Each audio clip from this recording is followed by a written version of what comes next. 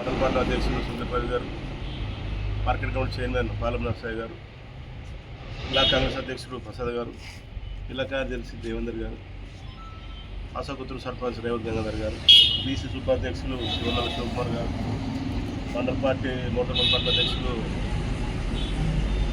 రాములు గారు, మడిగల ప్రవీణ లింగారెడ్డి గారు, మా కార్యకర్తలు, మా నాయకులు అందరికి నమస్కారం. ఈరోజు నిన్న మొన్న కానీ ఈ 2-3 రోజులు జరుగుతున్నటువంటి కాంగ్రెస్ పార్టీ నియోజకవర్గ ఇన్ఛార్జ్ గౌరవనీయులు సునీల్ కుమార్ రెడ్డి గారి మీద టీఆర్ఎస్ పార్టీ నాయకులు చేస్తున్నటువంటి ఆరోపణలు ఏవైతున్నాయో ఆరోపణల గురించి బాల్కనీ ప్రజలకు మా పార్టీ పరంగా చెప్పాల్సిన అవసరం ఉంది. ఈరోజు సునీల్ రెడ్డి గారు గతంలో ఒక ఆరెంజ్ ట్రావెల్స్ను, ఒక వ్యాపార సంస్థను సొంతంగా కష్టపడి పెట్టుకున్నటువంటి సంస్థ. ఆ సంస్థలో వ్యాపారం అనేది ప్రజలకు దోసుకునేది కాదు, దోసుకొని పెట్టుబడి పెట్టింది కాదు. ఆయన ఈరోజు సంస్థను వ్యాపారపరంగా జరుగుతున్నటువంటి సంస్థలో ఎన్నో వ్యాపారపరంగా కొన్ని ఒడిదొడుకులు ఉన్నప్పటికీ దాన్ని క్లియర్ చేసుకుంటూ ఆయన రాజకీయాల్లో పాల్గొనే నియోజకవర్గంలో కష్టకాలం ఉన్నటువంటి వాళ్ళకు, పేదోళ్ళకి ఆపదలు ఆడుకున్న నాయకుడు ఆయన. మొన్న జరిగినటువంటి జిఎస్టీ దాంట్లో 20,000 పన్ను ఎగద వేసిండు, 20 కోట్ల పన్ను ఎగద వేసిండు, 5 కోట్ల పన్ను ఎగద వేసిండు, 3 కోట్ల పన్ను ఎగద వేసిండు అని చెప్పేసి లట్టు పొట్టు అనుకుంటా టీఆర్ఎస్ పార్టీ నాయకులు. మన జరిగిన దాంట్లో నేను స్వయంగా మా నియోజకవర్గ ఇన్ఛార్జ్ సునీల్ రెడ్డి గారితో స్వయంగా ఉన్నాను. నేను ఆ రోజు ఉన్నప్పుడు జరిగినటువంటి విషయాలు కొంతమంది తెలియదు, కానీ నేను చెప్పదలుచుకున్న నియోజకవర్గ ప్రజలకు, ఇక్కడ ఉన్నటువంటి నియోజకవర్గ ఎమ్మెల్యే ప్రశాంత్ రెడ్డి గారికి, మేము వాళ్ళు జిఎస్టీ అధికారులు నియమ నిబంధనల ప్రకారము మీరు 12% జిఎస్టీ కట్టాలన్నప్పుడు ఈయనొక వివరణ ఇచ్చిండు అక్కడ. ఏమని, జిఎస్టీ అనేది భారతదేశం ఉన్నటువంటి సంస్థ. ఒక్కొక్క రాష్ట్రంలో దాదాపు ఈయన వ్యాపారంలో, బస్సు వ్యాపారంలో 5% కడుతున్నా, ఇతర రాష్ట్రాల్లో కడుతున్నా, తెలంగాణలో మాత్రం 12% వసూలు చేస్తున్నారు. అది కూడా కట్టినా, దాంట్లో బాగా 4 కోట్లు దాదాపు కట్టాను. మీరు ఏకంగా 12 కోట్లు కట్టి అదనంగా మొత్తం 5 కిలోస్ పండని అనుకుంటూ అదనంగా 22-25 కోట్లు కట్టమని చెప్తే నేను ఎక్కడికి కట్టాలని చెప్పడం జరిగింది. ఆయన అక్కడ ఉన్నటువంటి కమిషనర్ ఏం చేశాడంటే, మీ వివరణ నాకు సంతృప్తి లేదు, మీరు కస్టడీ తీసుకుంటా అని చెప్పిండు. చెప్పిన తర్వాత లీగల్గా చూసుకున్నటువంటి మేము న్యాయవాదులను పిలిపించుకొని మేము క్లియర్గా చెప్పడం జరిగింది. దాంట్లో భాగంగా వాళ్ళు కోర్టుకు సరెండర్ చేయడం జరిగింది. కోర్టు కూడా క్లియర్ చెప్పడం జరిగింది. మీరైతే జిఎస్టీ అధికారులు మీరు ఏ రకంగా అరెస్ట్ చేసిండ్రు, ఏ రకంగా అరెస్ట్ చేసిన దాంట్లో మీరు రిమాండ్ రిపోర్ట్ ఏదని అడిగిండ్రు. దానికి వాళ్ళు తడపడబడ్డారు. ఇలాంటి కేసులు తీసుకురావద్దు. వ్యాపార పరంగా దాదాపు 3,000 మందికి ఉపాధి కల్పిస్తున్న నాయకుడిని ఈ రకంగా నిలబెడితే ఎట్లా? వ్యాపారం అనేది భారతదేశంలో పెట్టుబడిదారులు ఉండాలా, పెట్టుబడిదారులు ఉంటేనే వ్యవస్థ బాగుంటుంది. ఇలాంటి వ్యక్తులను తీసుకొచ్చి లేనిపోని ఆలోచన తీసుకురావద్దని చెప్పేసి కోర్టు స్పష్టంగా చెప్పడం జరిగింది. అది తెలక ఇక ప్రశాంత్ రెడ్డి సారు మొత్తం కోర్టు దగ్గర తీసుకున్న, హాస్పిటల్ దగ్గర తీసుకున్న 2 ముగ్గురు అవలాలం పంపించి ఇక సునీల్ రెడ్డి అరెస్ట్, రిమాండ్, సునీల్ రెడ్డిని ఈడీ ఎంక్వైరీ చేస్తుంది అని చెప్పేసి ఒక టీవీలో, అంటే సాక్షి టీవీలో, టీవీలో, టీ ఛానల్లో స్క్రోలింగ్ వచ్చింది. సిగ్గుందా, బుద్ధుందా? అసలు దీనికి ఈడీకి ఏం సంబంధం? అసలు ఎందుకు ప్రశాంత్ రెడ్డి గారు ఈ రాజకీయాలకు తెరలేపిన పాల్గొన నియోజకవర్గంలో అనేది బాధ అనిపిస్తుంది. ఈరోజు పాల్గొన నియోజకవర్గంలో సునీల్ రెడ్డి గారు స్వచ్ఛందంగా ఆయన రూపాయి ఖర్చు పెట్టుకొని వ్యాపారాన్ని కూడా ఈరోజు నియోజకవర్గాల ప్రజలకు ఆపదల వాడికి ఖర్చు పెట్టి చేసుకుంటున్నాడు. ప్రశాంత్ రెడ్డి గారు, నేను అడుగుతున్నాను, మీరు 2014లో మీ ఆస్తి ఎంత? 2018కి వచ్చేసరికి ఆస్తి ఎంత? 2023కి వచ్చేసరికి ఆస్తి ఎంత? మీ లెక్కలతో సహా, మీ అవినీతి ఆరోపణల లెక్కలతో సహా మీ కేసీఆర్, మీ పార్టీ అధినాయకుడు కేసీఆర్ గారి బిడ్డ కవిత గారు మీ మీద ఆరోపణ చేసింది. ఇంకా అంతకన్నా ఏం కావాలి పాల్గొనే ప్రజలకు? ఎందుకు ఈ రాజకీయానికి దిక్కుమాల రాజకీయాలకు తెరలేపినరు? మీరు తెరలేపడం కాకుండా మీ అనుసరణలో పంపించేసి వీడియో ఈడబెట్టిడు, సెల్ ఫోన్ ఆడబెట్టి అరెస్ట్ అవుతుండా, పంపిస్తున్నా అని చెప్పేసి మీరు చేసినటువంటి వ్యవహారం చూస్తే బాధ అనిపిస్తుంది. ప్రశాంత్ రెడ్డి గారు, మీరు ఉద్యమ నాయకుడు అనుకుంటే ఉద్యమంగా జరిగేది. ఉద్యమ నాయకుడు కనుక ఉద్యమ నాయకులు వ్యవహరించండి. మీరు ఈ నియోజకవర్గంలో ఎంత అవినీతి జరిగిందో మీకు తెలియదా? అమరవీరుల స్మారక స్తూపంలో ఎంత అవినీతికి ఎండగట్టో తెలియదా? బట్టమురు క్వారీలో ఏం జరిగిందో మీకు తెలియదా? రాష్ట్ర సచివాలయం సెక్రటరీ కట్టిన దాంట్లో దాదాపు ఎన్ని వేల కోట్లు, ఏ రకంగా కోట్లు వందల కోట్లు ఏ రకంగా మాయం చేసిందో తెలియదా? అది ఎంక్వైరీ అవుతుంది.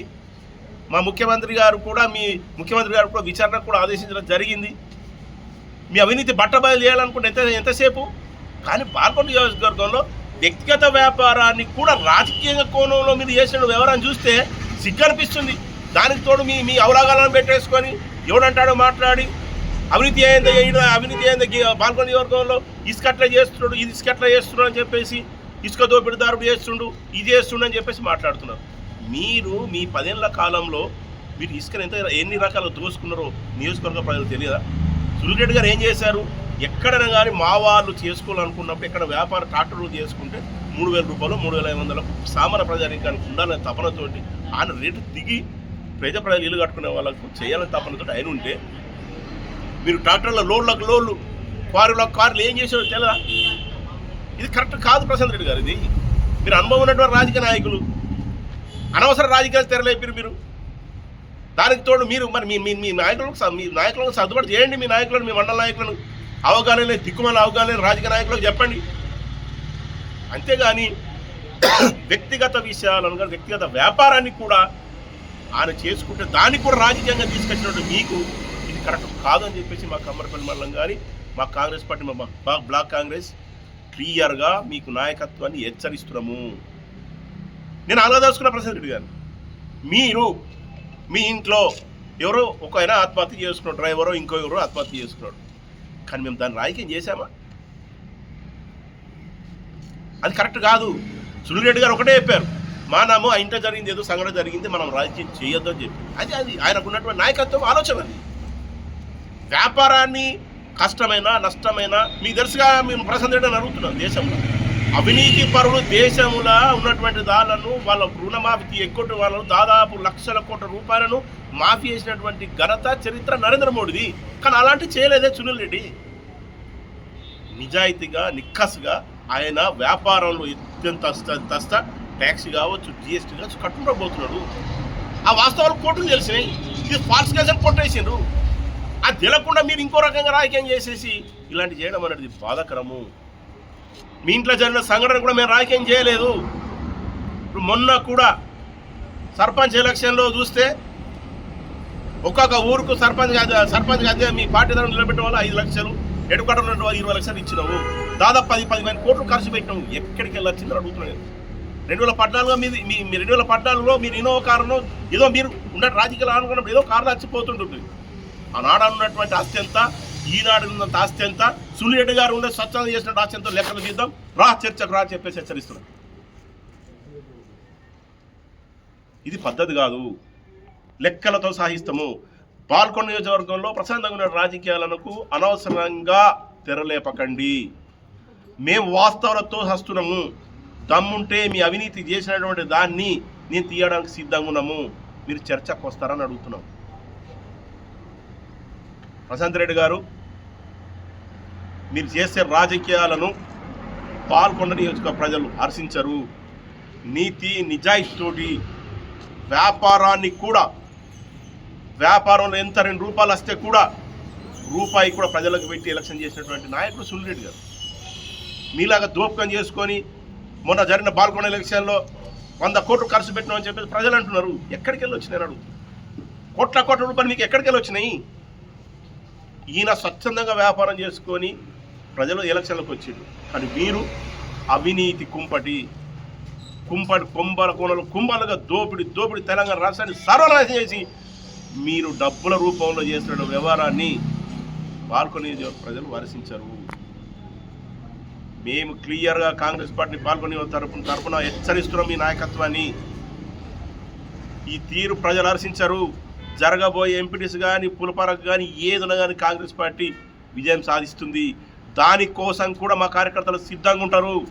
కానీ మీలాగా దోపిడీ చేసి లక్షల రూపాయలు ఇచ్చేసి మీరు సంపాదించిన డబ్బును పూర్తి స్థాయిలో అణగదొక్కేందుకు మా ముఖ్యమంత్రి రేవంత్ రెడ్డి గారు మా నాయకత్వం సిద్ధంగా ఉంది.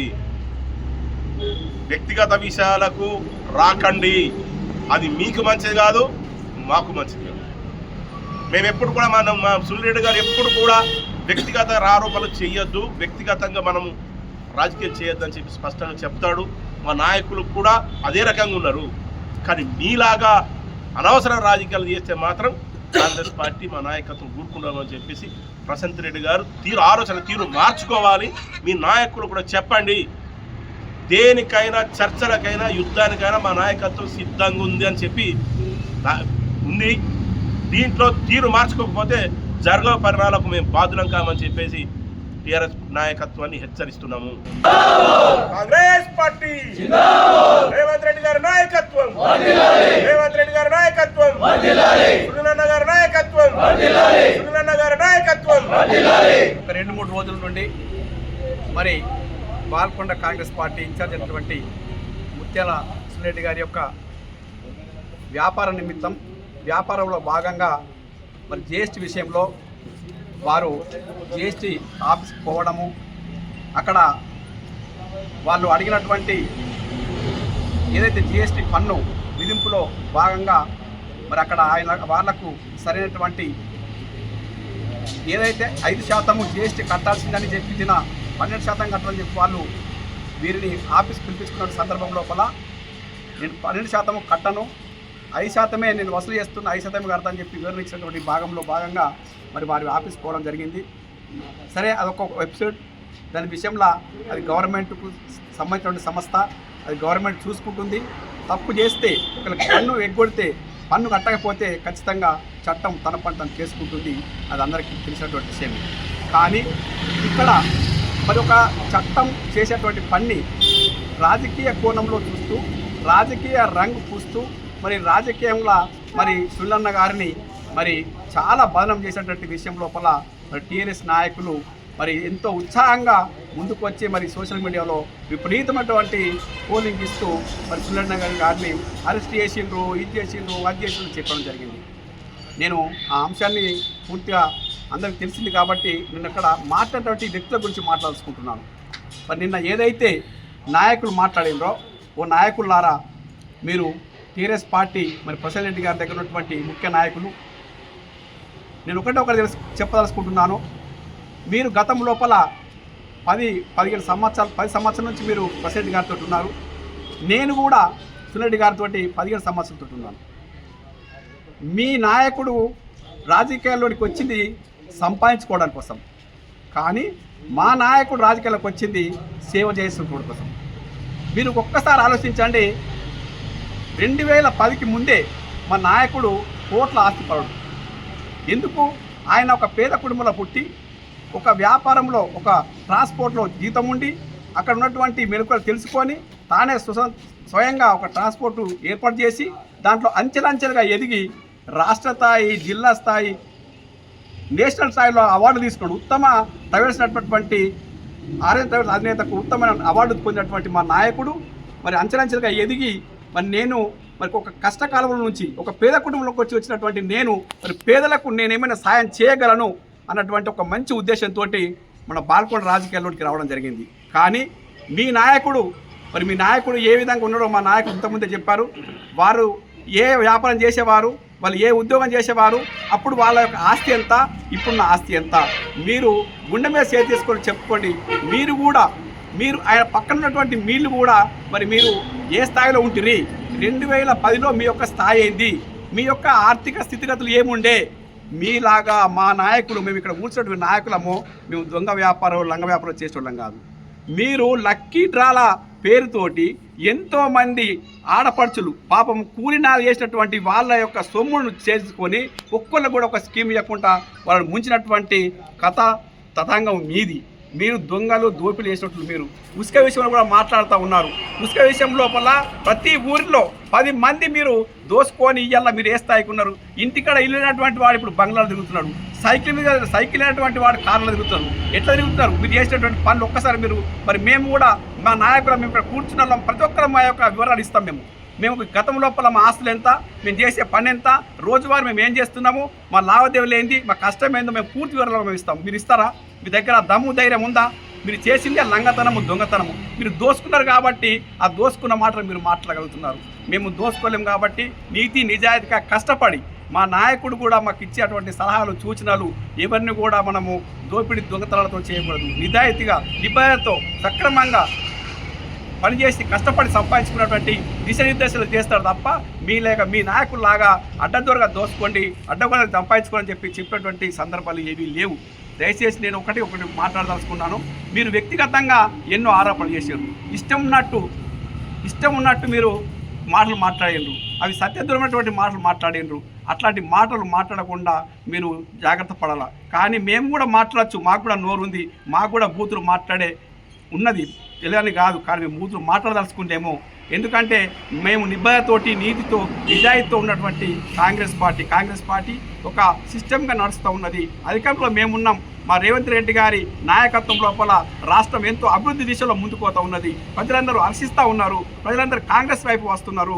కాంగ్రెస్ పార్టీలను ఎందరో అభినందిస్తున్నటువంటి సందర్భము. కానీ మేము మీలాగా మరి మీ పార్టీ జోలికి పోతే అయితే ఎక్కడ చూసినా కానీ మీ పార్టీ తిట్టడం లేడు. పార్టీని విమర్శించినటువంటి సందర్భాలు ఎన్నో ఉన్నాయి. మరి ఎక్కడ చూసినా అవినీతి పాలైనరు.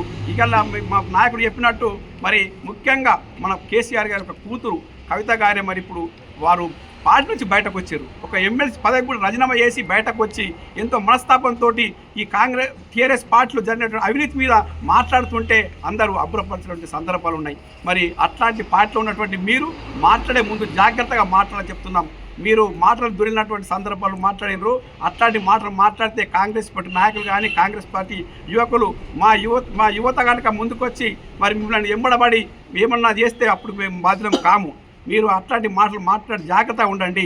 నోరును అదుపులో పెట్టుకొని మాట్లాడండి. ఒక నాయకుడి గురించి మాట్లాడేటప్పుడు, ఒక పార్టీ గురించి మాట్లాడేటప్పుడు ఒక నిబద్ధతోటి మాట్లాడే విధానాన్ని నేర్చుకోమని చెప్తూ ఇక మీదట మా నాయకుడిని కానీ, మా పార్టీని కానీ ఎక్కడ ఏ సందర్భంలో కన్నా మాట్లాడినా మేము ఊరుకునే పరిస్థితులు ఏమో.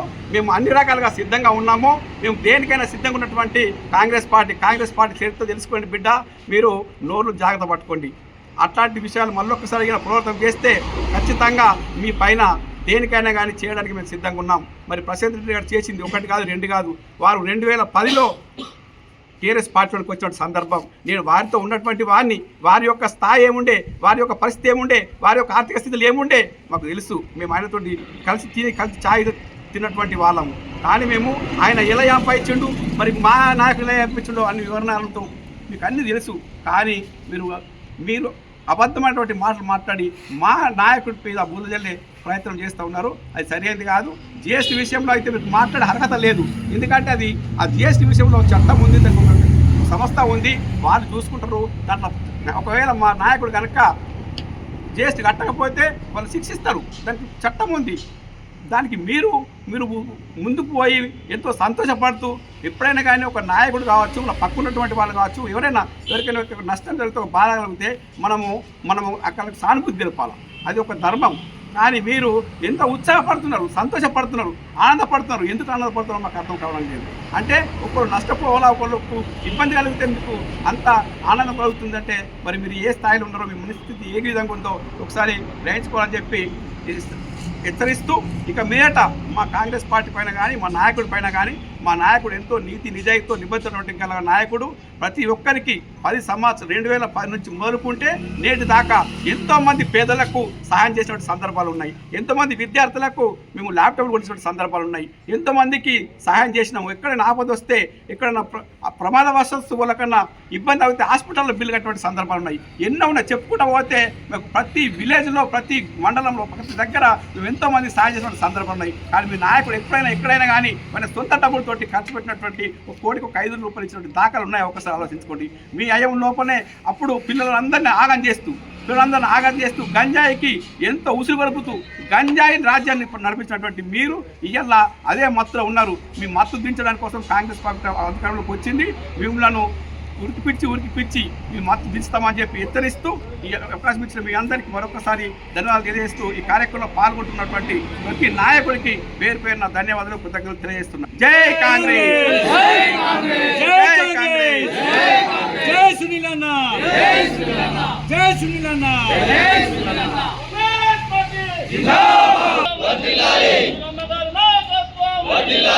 బాల్కొండ నియోజకవర్గంలో గత 2-3 రోజులుగా కాంగ్రెస్ పార్టీ ఇన్ఛార్జ్ సునీల్ అన్న గారి పైన టీఆర్ఎస్ నాయకులు అతి ఉత్సాహం వల్ల జిఎస్టీ అధికారులు చేసిన హడావిడి గురించి తప్పుడు సమాచారంతో తప్పుడు నిర్ణయాలతో వాళ్ళ సామాజిక మాధ్యమాల ద్వారా లేనిపోని ఆరోపణలు చేస్తూ ఈరోజు సునీల్ రెడ్డి గారిని బదనాం చేసే పని పెట్టుకున్నారు. నిజంగా టీఆర్ఎస్ నాయకులకు నిజమైన ఆధారాలుంటే నిజమైన అవకాశం ఉంటే సునీల్ రెడ్డి గారిని జిఎస్టీ అధికారులు అరెస్ట్ చేయలేదు. వారిని రిమాండ్కు కోరడం జరిగింది, కానీ కోర్టు దాన్ని కొట్టివేయడం జరిగింది. ఆయనని రిమాండ్కు పంపిస్తున్నట్టు, ఆ హాస్పిటల్లో చెకింగ్ చేస్తున్నట్టు లేనిపోని నిరాధారమైన పనులను పట్టుకొని సునీల్ రెడ్డి గారిని బదనాం చేసే కార్యక్రమం చేపట్టడం జరిగింది. దానిలో భాగంగానే సునీల్ అన్న గారు మొన్న దానిపైన వివరణ ఇవ్వడం జరిగింది. కానీ టీఆర్ఎస్ నాయకులకు మతి భ్రమించి నిన్న ఒక ప్రెస్ మీట్ ఏర్పాటు చేయడం జరిగింది. నిజంగా కాంగ్రెస్ పార్టీ అధికారంలోకి వచ్చిన తర్వాత సునీల్ అన్న గారి ఆధ్వర్యంలో పేద ప్రజలకు తక్కువ రేటుకు ఇసుక రావాలనే ఉద్దేశంతో 3,000 నుంచి 3,500 అంటే దగ్గర ఊర్లు ఉంటే ఇంకా 2,500నే ఇవ్వడం జరుగుతుంది. హైయెస్ట్ 4,000 లోపు ఇవ్వడం జరిగింది. ఎంత దూరం ఉన్నా 4,000 లోపు ఇవ్వడం జరుగుతుంది. కానీ టీఆర్ఎస్ అధికారంలో ఉన్న 10 సంవత్సరాలు ఊరికి 10 మంది చొప్పున ఇసుకని దోపిడీ చేసి ఇసుకని వేబిల్లు ఒక్కటి చూపించి 10 ట్రాక్టర్ల చొప్పున 5,000 నుంచి 6,000 రూపాయల చొప్పున ప్రజలకు పోసి ప్రజల ధనాన్ని దోచుకున్నారు. ఈ 10 సంవత్సరాలు దోచుకున్న ధనాన్ని ఈరోజు ఎలక్షన్లలో పెట్టి వాళ్ళు ఎలక్షన్లలో మా దగ్గర డబ్బులు ఉన్నాయి, మేము డబ్బులు వంచితే ఓట్లు వేస్తారు పబ్లిక్ అని చెప్పి మొన్న సర్పంచ్ ఎన్నికలలో కూడా ప్రజలని భయభ్రాంతులకు గురి చేసి డబ్బులు వంచి గెలిచింది తప్ప వాళ్ళ మీద అభిమానంతో కాదు. దయచేసి ఇప్పటికైనా టీఆర్ఎస్ నాయకులు గుర్తించుర్రి. ప్రజలకు మంచి సేవ చేయాలనే ఉద్దేశంతో కాంగ్రెస్ పార్టీ కానీ సునీల్ అన్న గారు కానీ తక్కువ ధరకు ఇసుక పోయడం వల్ల పేద ప్రజల యొక్క కళ ఏదైతే ఉందో ఇందిరమ్మ ఇండ్లు కానీ ఇంకా వేరే ఇండ్లు కానీ వేరే నిర్మాణాలకు కానీ తక్కువ రేటుకు పోయడం వల్ల వాళ్ళ ఖర్చులు తగ్గి ఒక వాళ్ళ కళల సౌధం నిర్మించుకోవాలని చెప్పి కోరుకుంటున్నారు. కాబట్టి ఇప్పటికైనా ఆరోపణలు చేసే ముందు దయచేసి ఒకసారి ఆలోచించుర్రి. కాంగ్రెస్ పార్టీ ఎప్పుడు కూడా పేద ప్రజల కోసం పోరాడుతుంది, పేద ప్రజల కోసం పనిచేస్తుంది. మీలాగా తెలంగాణ రాష్ట్రం రాకముందు మీ యొక్క ఆస్తులేది, మీ ఇక్కడ ఉన్న తెలంగాణ మన బాల్కొండ నియోజకవర్గం యొక్క టీఆర్ఎస్ నాయకుల యొక్క ఆస్తులేని ఇప్పుడు ఉన్న వాళ్ళ ఆస్తులు ఎంతనో ఇక్కడ ఉన్న ప్రజలందరికీ తెలుసు. కాబట్టి ఇప్పటికైనా కళ్ళు తెరిచి చూడండి. బాల్కొండ నియోజకవర్గం సస్యశ్యామలంగా అందరి పేద ప్రజల యొక్క మేలు కోరుతున్నది. కాబట్టి ఇలా ఈరోజు ప్రజలందరూ సంతోషంగా ఉన్నారు. సునీల్ అన్న గారు కూడా దానికోసం ఎంతో కృషి చేస్తున్నారు. కాబట్టి ఇప్పటికైనా మంచి నిర్ణయాలతో రండి. ప్రజలకు మేము ఏదైనా నిజంగా తప్పు చేస్తే మమ్మల్ని ప్రశ్నించండి తప్ప వ్యక్తిగత విషయాలకు పోకుండా ఏదన్నా ఉంటే పార్టీ విధానపరమైన నిర్ణయాలతోని విధానపరమైన దాన్ని విమర్శలు చేయరు తప్ప వేరే వ్యక్తిగత విమర్శలకు పోకుండా దయచేసి అందరూ సమన్వయంతో ఉండాలని చెప్పి కోరుకుంటూ ఈ అవకాశం ఇచ్చిన మీ అందరికీ నా యొక్క ధన్యవాదాలు.